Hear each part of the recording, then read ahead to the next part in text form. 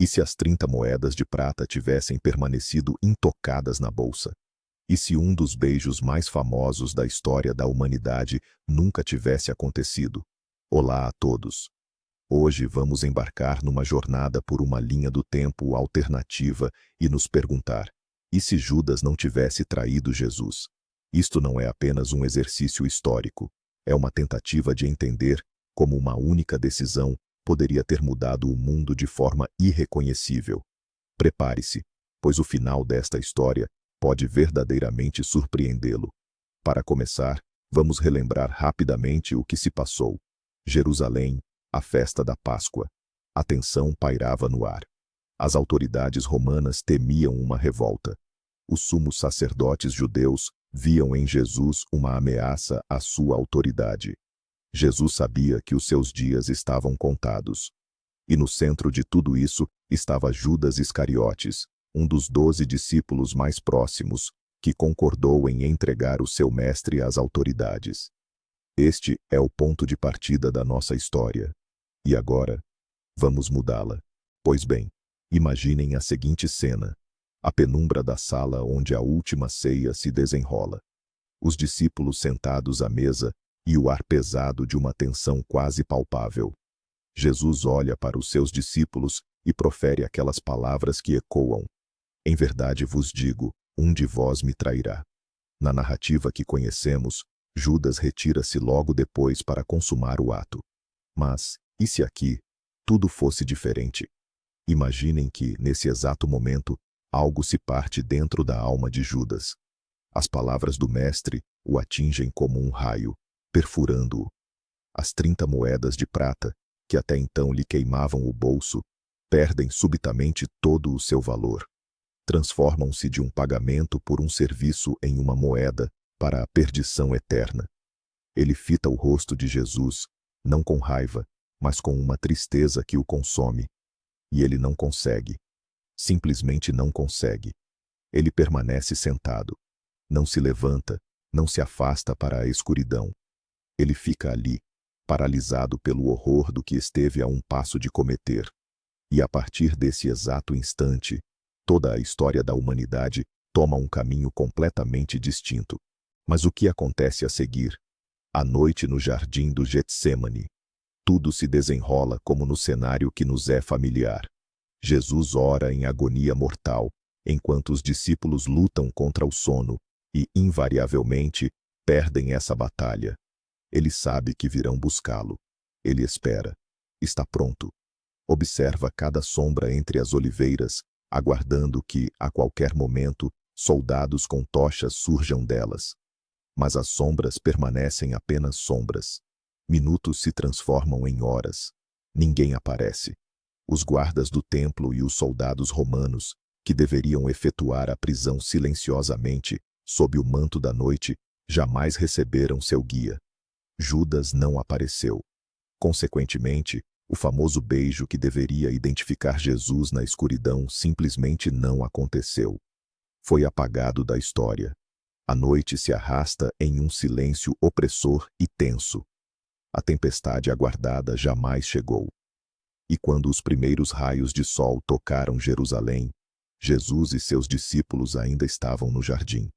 Livres, mas completamente perplexos. Amanhece. E a manhã não traz alívio, mas sim uma torrente de perguntas. Os discípulos, ao despertar, veem que Jesus está em segurança. O pânico noturno dá lugar à perplexidade. Pedro, que ainda ontem estava pronto para lutar com uma espada, olha para o mestre, confuso. Eles estão livres, mas o que isso significa? Por que não vieram buscá-los? No ar, paira a pergunta não dita. E agora? Enquanto isso, nos suntuosos salões do templo, a ira fervia. O plano dos sumos sacerdotes Anás e Caifás falhou estrondosamente. Judas não veio. O informante os decepcionou. O plano de prender o rebelde discretamente, durante a noite, sem testemunhas ou alarde, ruiu. O fator surpresa estava perdido. Agora, para prender Jesus, eles terão de correr um risco imenso.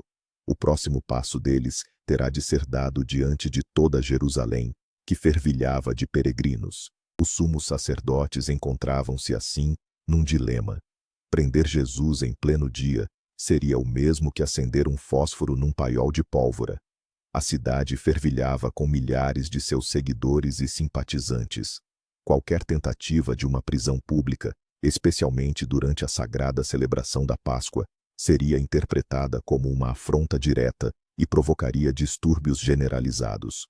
A multidão, que ainda ontem lhe aclamava com Hosana, rapidamente se levantaria em sua defesa. E uma revolta na Judéia era a última coisa que desejavam os próprios sumos sacerdotes, e muito menos o governador romano Pôncio Pilatos. Para Roma, qualquer levante popular era uma provocação direta à sua autoridade. Pilatos, conhecido pela sua crueldade, esmagaria tal revolta com um banho de sangue, sem fazer distinção entre culpados e inocentes. Os sumos sacerdotes tinham plena consciência disso. O risco era demasiado grande. Tinham deixado escapar a sua única oportunidade de uma operação discreta e rápida. Jesus e seus discípulos também percebem que o perigo não passou. Ele apenas mudou de forma. Eles sabem que os sumos sacerdotes não os deixarão em paz. A partir de agora, Jesus é oficialmente um homem procurado. Permanecer em Jerusalém, bem no epicentro do poder de seus inimigos, torna-se mortalmente perigoso. A solução mais lógica seria desaparecer, sair da cidade, diluir-se nas áreas rurais da Judéia ou da Galiléia, onde ele tinha inúmeros seguidores e onde seria muito mais difícil de ser encontrado. Seu ministério não é interrompido, mas o formato muda drasticamente. De pregador público, ele se transforma no líder de um movimento clandestino. Ele e seus apóstolos agora são fugitivos. Eles se movem de aldeia em aldeia, pregando em segredo, escondendo-se das autoridades. A vida deles se transforma num constante jogo de gato e rato, com a guarda do templo e os espiões romanos. Viver na clandestinidade, em constante perigo, inevitavelmente moldou os próprios ensinamentos de Jesus. As ênfases em suas pregações mudaram. Em vez de discursar sobre o sacrifício iminente, a morte e a ressurreição, temas que, naquele contexto, pareciam perder a relevância, outras questões ganharam destaque. Ele começou a falar mais sobre o reino de Deus aqui na terra. Suas palavras se tornaram mais incisivas e politizadas. Ele denunciava a corrupção das autoridades, a injustiça da dominação romana e a hipocrisia dos sumos sacerdotes. Seu ensinamento sobre o amor e a misericórdia não desapareceu, mas adquiriu um matiz socialmente pungente. Tornou-se uma mensagem de esperança para os oprimidos e um desafio direto aos poderosos. A ideia de dar a César o que é de César agora poderia ressoar de uma maneira completamente nova, com toques de sarcasmo e insubordinação. E quanto mais Jesus permanece foragido das autoridades, mais a sua lenda se agiganta. Ele se torna não apenas um profeta, mas um autêntico herói popular. Um homem que desafiou o próprio Sinédrio e o poderoso Império Romano, e continuava em liberdade. Toda a aldeia onde ele passava secretamente tornava-se um foco de resistência. Compunham-se canções sobre ele, suas histórias eram passadas de boca em boca, embelezadas e enriquecidas com detalhes incríveis. Sua popularidade crescia em progressão geométrica. Para milhares de simples judeus que sonhavam com a libertação do jugo romano, ele se tornava um símbolo vivo de esperança. Ele já não era apenas o Messias no sentido espiritual, mas um potencial Messias líder, que, como muitos acreditavam, seria capaz de liderar uma revolta e devolver a Israel a sua antiga glória. A sua figura ganhava contornos míticos e tornava-se um estandarte para todos os descontentes. Uma reviravolta assim não podia passar despercebida aos romanos. Para Pôncio Pilatos e a administração romana, Jesus, de um líder religioso de difícil compreensão, tornou-se uma ameaça política muito concreta. Uma coisa eram as discussões sobre a lei de Moisés e os rituais do templo. Esses eram assuntos internos dos judeus. Outra, completamente diferente, Era um homem cujo nome se tornava um símbolo de desafio a Roma. Um homem à volta do qual se juntavam multidões e que se escondia das autoridades legítimas. Aos olhos do império, isso tinha um nome simples: incitamento à rebelião.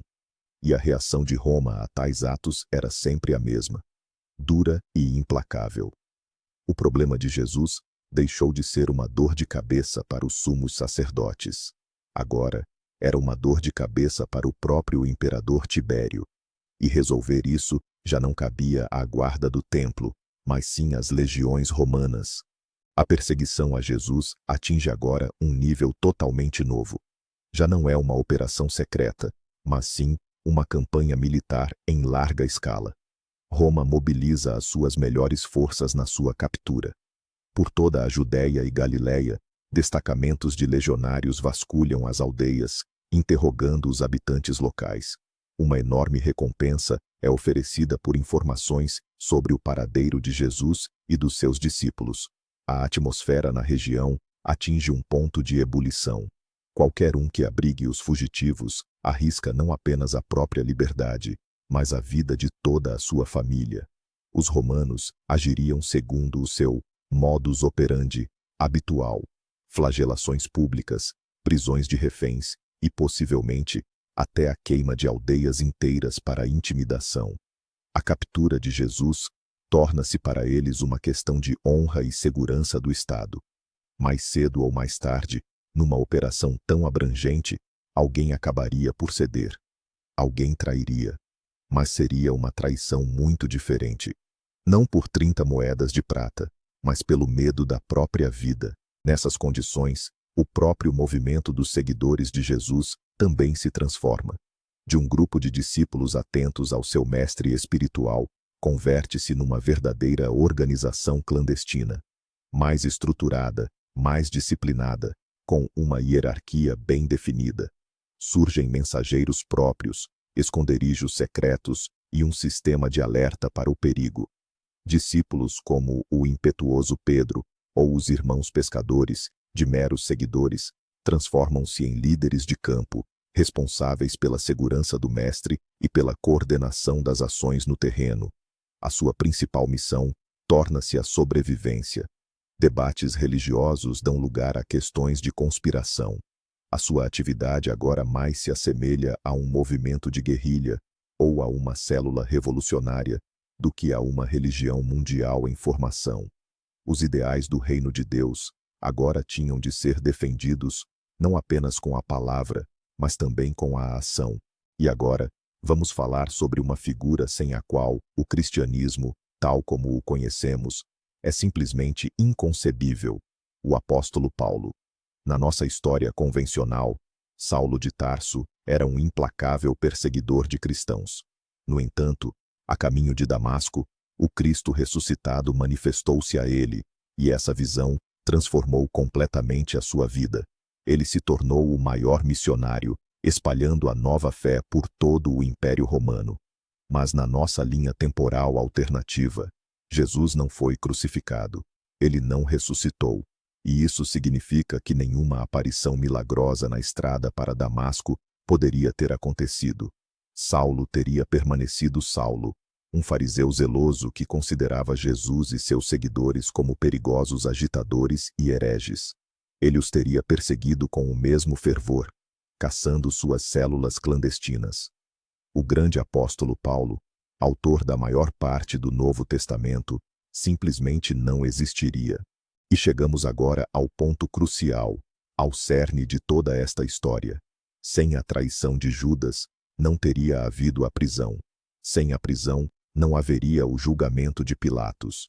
E sem o julgamento, não teria ocorrido a crucificação no Gólgota. Este evento, que se tornou central na fé cristã, seria simplesmente apagado da história. A paixão de Cristo, seus tormentos na cruz, suas últimas palavras, nada disso jamais teria acontecido. E se não há crucificação, não há também o milagre mais fundamental, sobre o qual se ergue todo o edifício do cristianismo. Não haveria a ressurreição. Jesus não teria vencido a morte, porque simplesmente não teria morrido daquela forma. Ele poderia ter perecido num confronto com os romanos, morrido de velhice no exílio, mas o milagre que convenceu milhões de pessoas de sua natureza divina não teria tido lugar. E sem esse milagre, toda a história teria tomado um caminho completamente diferente. A ausência da ressurreição não mudaria apenas um evento. Ela transformaria toda a teologia, a própria essência da fé. No cristianismo, a salvação da alma é alcançada pela fé no sacrifício redentor de Cristo. Ele morreu pelos pecados da humanidade, e a sua ressurreição concedeu a esperança da vida eterna. Mas nesta nova realidade, sem a ressurreição, não haveria sacrifício redentor. Em que basear a fé, então? A própria concepção de salvação se alteraria radicalmente. Ela não seria alcançada pela fé num milagre, mas sim pela adesão aos ensinamentos morais de Jesus. Uma vida justa, a ajuda ao próximo, o cumprimento dos mandamentos, isso é o que se tornaria primordial. A fé se transformaria de uma revelação mística em um sistema ético, uma espécie de código de conduta para uma vida virtuosa. Ela se assemelharia mais a uma filosofia, como o estoicismo, ou a um ramo diferente do judaísmo, mas não a uma religião mundial fundamentada na intervenção divina. Vamos refletir sobre os símbolos. Símbolos são de uma importância fundamental para qualquer ideologia ou religião.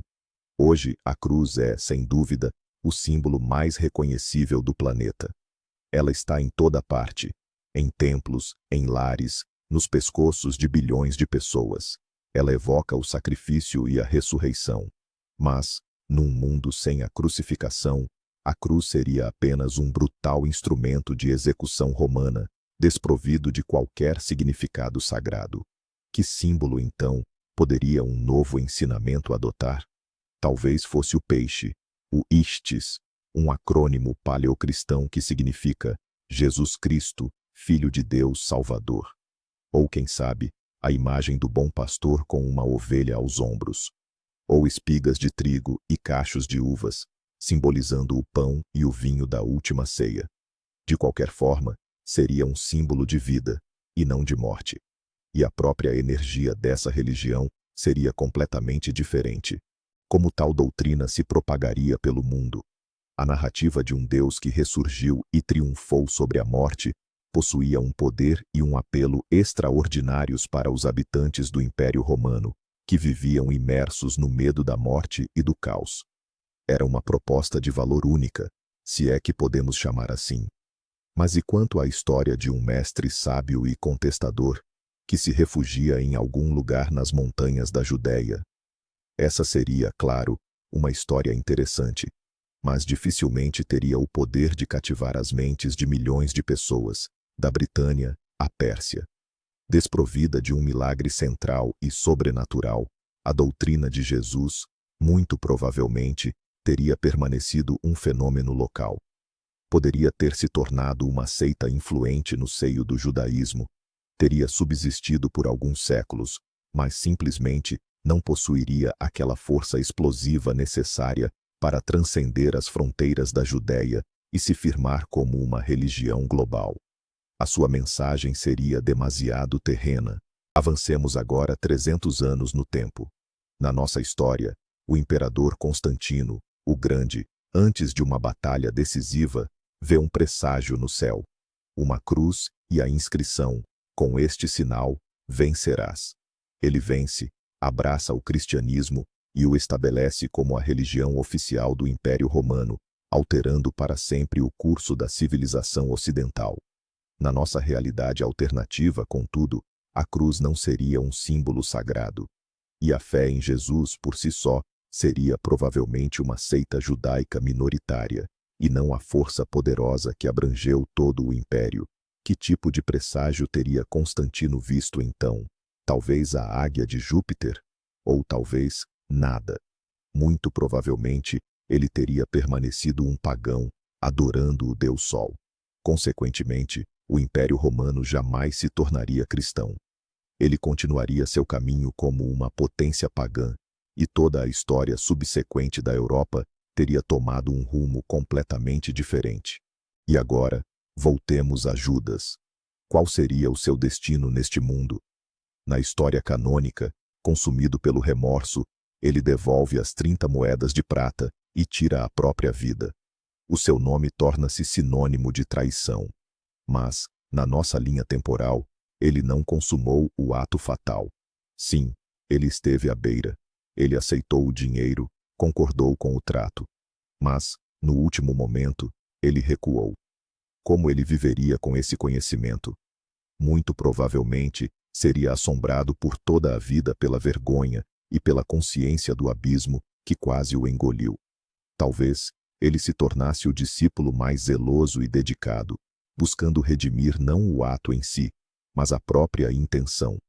Ele teria ficado na história não como um traidor, mas como alguém que no último momento fez a escolha certa. Uma figura trágica, complexa, mas não amaldiçoada. Vamos abordar outra ideia crucial que moldou o cristianismo primitivo: o martírio. A imagem de Jesus, que voluntariamente aceitou o sofrimento e a morte pela sua fé, tornou-se um exemplo poderosíssimo para os seus seguidores. Milhares de cristãos dos primeiros tempos enfrentaram arenas de circo, torturas e execuções, inspirados pelo seu sacrifício. O martírio era considerado o mais elevado ato de fé, um caminho direto para o reino dos céus. No entanto, no nosso cenário, Jesus não é um mártir. Ele é um sobrevivente, um fugitivo, um líder da resistência. O seu exemplo ensina não como morrer pela fé, mas como sobreviver por ela. Isso muda completamente a ética do movimento. Em vez da prontidão para o autossacrifício, a cautela, a conspiração e a capacidade de enganar o inimigo tornam-se primordiais. O culto dos mártires, tão fundamental para fortalecer o espírito da igreja primitiva, simplesmente não teria existido.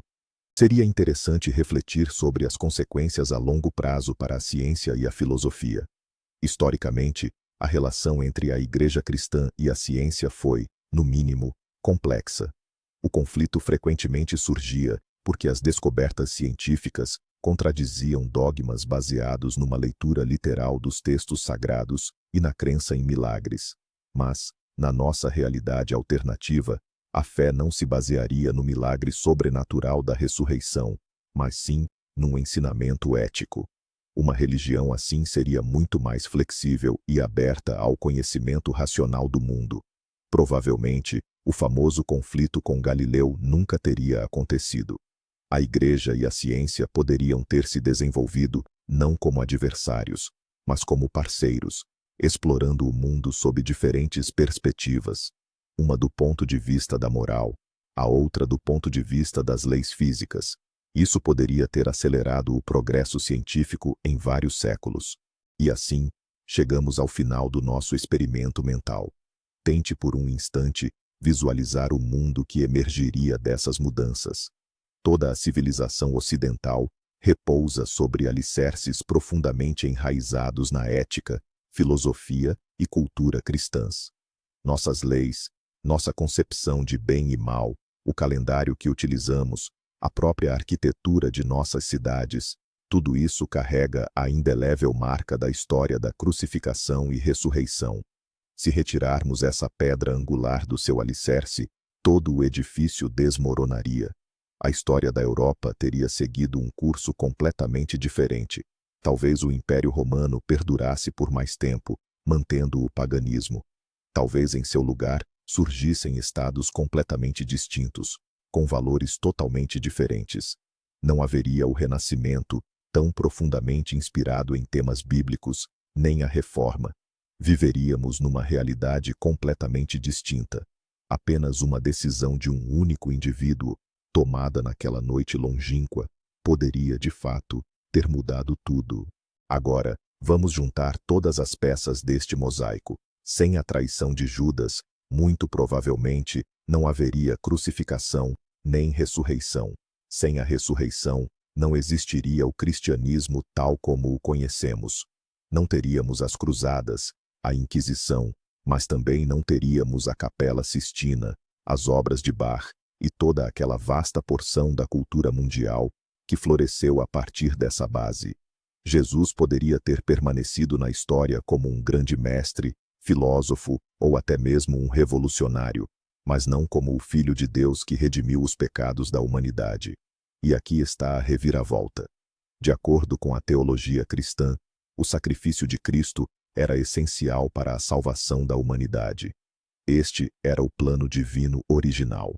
Conclui-se então que a traição de Judas, o ato mais abominável da história, sob esta ótica, foi um elemento absolutamente necessário desse plano. Sem esse mal, não teria acontecido aquilo que os fiéis consideram o maior bem.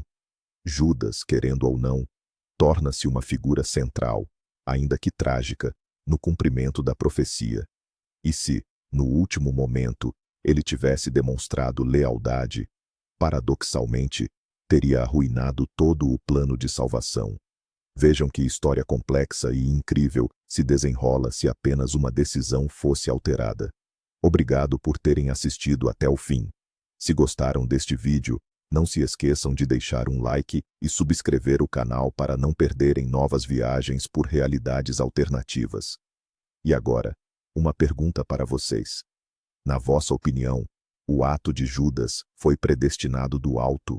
Ou ele teve uma escolha real que poderia ter mudado tudo? Deixem a vossa opinião nos comentários. Será muito interessante ler.